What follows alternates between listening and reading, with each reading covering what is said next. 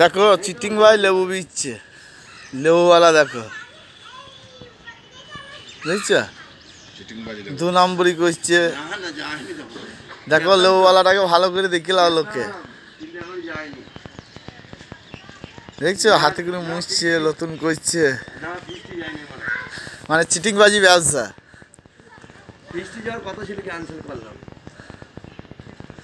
কত মিষ্টি,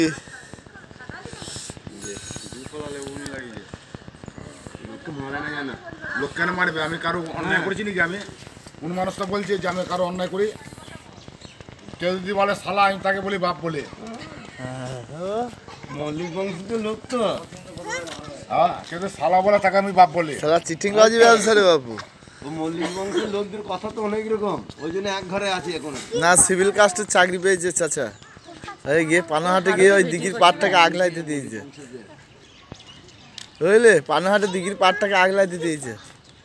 ও ওইসব পাড়াইতে যাবে, 5 ঘর মাল তো, পানহাটে 5 মিশালি মাল থাকে এর, তো ওইসব জায়গা দিতে যাবে ব্যবসা করতে।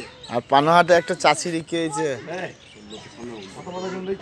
কত বললাম ভাই? আমি উল্টো পাল্টা বলি না, কত বছর পুরো সব সত্যি করাই, কথা বলা উল্টো পাল্টা বলে সবাই জেনে যাবে।